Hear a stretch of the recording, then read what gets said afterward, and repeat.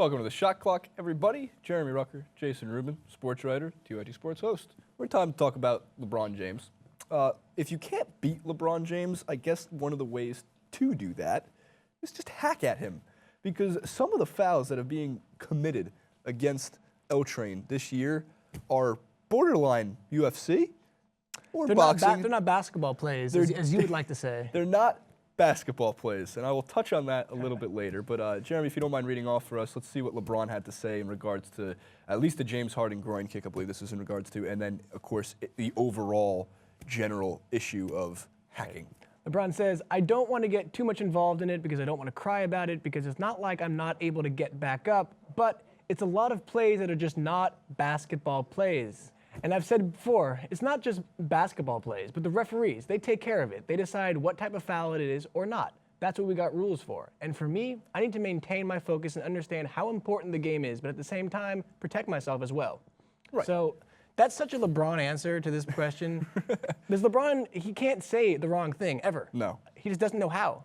But in all seriousness, it's a problem. It's a serious problem. He's had 2 flagrant fouls against him in the last 3 games. Guys are just going up and doing everything they can to bring him down. Because we've seen players before try to wrap him up for an and one, and he still scores anyway because he's a train. Right. So they're doing, the only thing they know how to do to stop LeBron is to basically tackle him. And obviously I get it from a competitive standpoint. You don't want the team to score.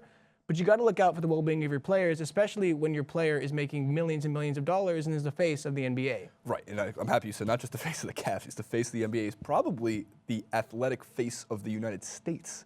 When you think of the most popular athlete in the United States, LeBron James is absolutely in the top 2. I mean, who's a more popular athlete that is more likable? Nobody. No, there's in nobody. In America. And again, he has not. He's been. I mean, his maturity throughout his entire NBA career, besides the whole "let's move to Miami" and that whole thing, wasn't on him. But back to the main point, it is a major problem, and I guess if that's the one way to beat him is you start hacking at him. But it just seems like you're borderline trying to injure the guy. And of course, James Harden was suspended and fined 1 game for the groin kick, which again was not a basketball play. Okay, so there's a distinction to be made between the James Harden groin kick and Valanciunas wrapping it up. Right. So obviously the groin kick was a groin kick. That's bad. Bad, James Harden. Bad. Don't do that.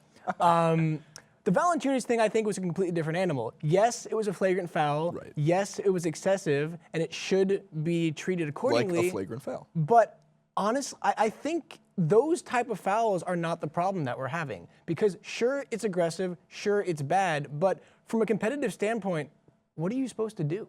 LeBron's really good. Get out of the way.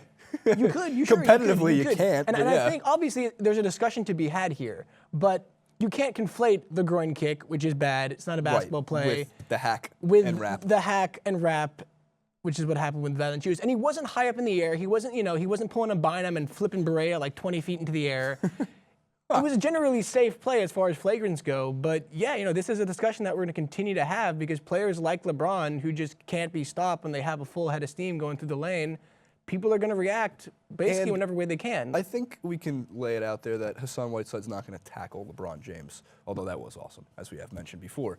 So that leads us on to our next part of this discussion, which is in total reference to the Hack-a-Shaq rule. It used to be the Hack-a-Wilt, and now it's become Hack-a-DeAndre. It should never be Hack-a-DeAndre. Well, that rolls off the tongue. Not. We've seen him take, 60 free throws over the course of the last 3-4 games. That's 60 more times than I want to watch DeAndre Jordan shoot a free throw. No, I want to see DeAndre Jordan shoot like, free throws when he's like in the lane and he goes up for a dunk and he ferociously slams it down and he gets an and one. Or if he airballs 2 and I see it on the internet the next day, then I'm okay with it. And right, so DeAndre Jordan, who's going to possibly set the record for the most missed free throws this entire, in the NBA season. He's the Kobe of the free throw line. But the problem with the hack of whatever player, fill-in player here rule is they need, at one point this has got to be changed because it's making the competitive aspect of the game awful to watch in the last 2 minutes of a basketball game.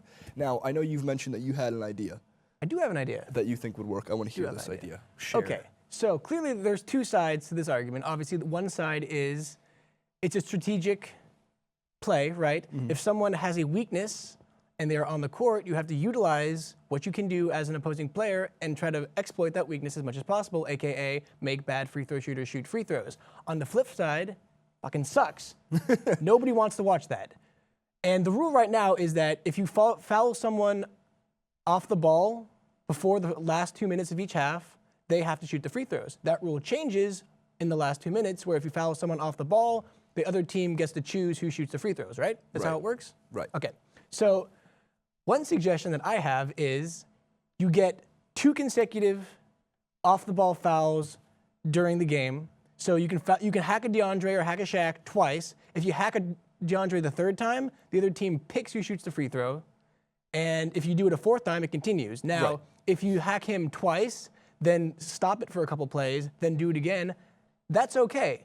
Is it perfect? No, but I think it's a nice transitional rule that maybe you can throw out there to kind of ease it away from the game, because it isn't being utilized all the time. This isn't something we see every night. Only certain coaches implement it, but clearly it's something that basketball fans don't want to watch and basketball players don't want to have to deal with. So I love this idea. I think it should be applied to only the playoffs, because then, of course, yes, I would say only the playoffs, just because at least at the end, so it makes playoff basketball even more exciting to watch in general. Because the regular season, it's not that the regular season isn't as important. I know Ben Mankiewicz, who we have on TYT Sports, our main host all the time, says the first 50, 60 games of the NBA season don't matter. I don't agree with that, because I love the NBA too much, and as a fan, I think they do matter, and it shows a lot about what a team is capable of. It helps with predicting much more basketball in the future. But this rule does need to be at least looked at. Other things and other ways to change the rule that I've heard, some serious, some hilarious. Yeah. One serious one would be the coaches get to choose who shoots the free throws. So it doesn't matter who you foul. Your coach says, no, you fouled DeAndre, I want Chris Paul taking those free throws. That would drastically change the strategy of the game. Off the ball, is that what you're saying? Doesn't matter. At all costs. At all costs? At all costs, under 2 minutes. Not shooting fouls? In under 2 minutes. What about shooting fouls? Yeah, shooting fouls have to go to the shooter. That makes sense. But any other foul under 2 minutes, if you want Chris Paul taking your free throws, if you want whoever, Kobe taking your free throws, they're taking your free throws. So you're, okay. And then the hilarious rule, I always thought this would be great too, is make the coaches shoot the free throws. You know, Rick Carlisle of the Dallas Mavericks is going against, let's say, let's go with Popovich of the Spurs. It's the playoffs. It's getting heated. Hey, under 2 minutes in the game left. The game is tied. Tony Parker goes and fouls Dirk real hard, even though you'd want Dirk taking your free throws. And then Rick Carlisle has to go to the line. Rick Carlisle, suit and all, shooting 2. This is one reason why I would want Jacques Vaughn still in the league. I want to see Jacques Vaughn choke in another way. I want to see him at the free throw line, airball a couple of free throws.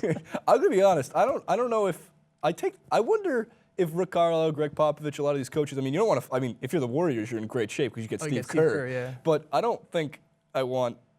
I'd rather have Rick Carlisle shoot my free throws than DeAndre Jordan. I'd rather have Derek Fisher shoot my free throws than anybody on the Knicks. Yeah. That's so true.